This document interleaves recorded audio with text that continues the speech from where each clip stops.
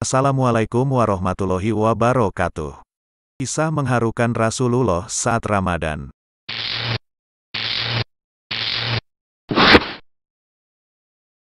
Jika ada panutan terbaik tentang kesederhanaan, kezuhudan, maka dia adalah Nabi Muhammad SAW.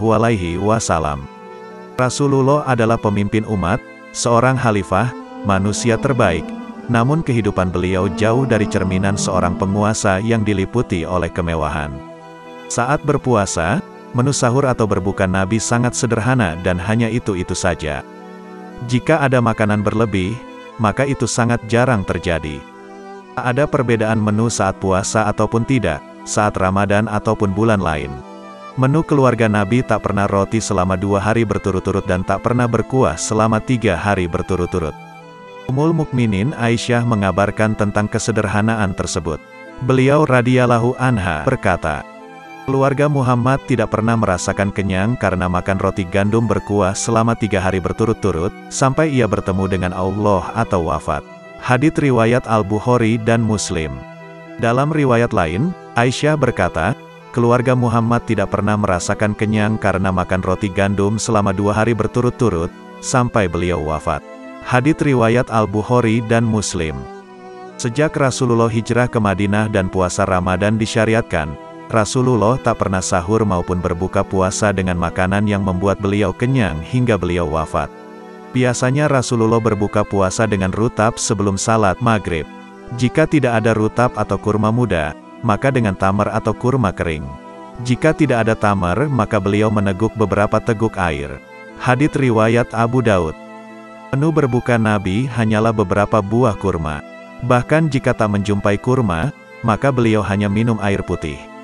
Menu yang teramat sederhana ini memang biasa dihidangkan di keluarga Nabi. Bahkan beliau seringkali hanya memakan kurma dan meminum air saja. Seperti yang dikisahkan Aisyah, sesungguhnya kami, keluarga Muhammad pernah selama sebulan tidak menyalakan api, tidak memasak apapun, kecuali kurma dan air. Hadits riwayat Muslim dan At-Tirmidzi. Subhanallah, jika melihat kondisi umat masa kini, kira-kira apa yang akan dikatakan Nabi? Saat ini beragam menu makanan terhidang di meja-meja keluarga Muslim. Menu spesial begitu aneka rupa ketika Ramadan tiba. Sedangkan kurma dan air bahkan hanya sebagai selingan saja.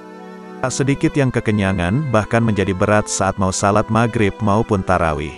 Bahkan ada pula yang makan lagi setelah tarawih. Bukan berarti kita harus seperti Nabi dengan meniru menu berbuka hanya kurma dan air putih. Tapi paling tidak kita bisa belajar meneladani sifat kesederhanaan dari Nabi dan tidak berlebihan dalam hal makan dan minum. Kita seharusnya sangat bersyukur karena kita masih bisa menyediakan berbagai menu masakan selain hanya kurma dan air. Jangan sampai kita merasa kekenyangan hingga bisa membuat kita jadi malas beribadah. Sholawat dan salam ditujukan kepada Nabiullah tercinta Muhammad Rasulullah SAW, yang telah memberikan suri tauladan sempurna dalam hal kesederhanaan. Semoga kita dapat meneladani dan mengikuti jejak beliau agar tetap berada di jalan yang lurus sehingga dapat menggapai ridhonya. Wallahu a'lam bishawab. La ilaha illallah Muhammadun Rasulullah alaihi salatullah wa alihi wal ahibba. La ilaha illallah. Wassalamualaikum warahmatullahi wabarakatuh.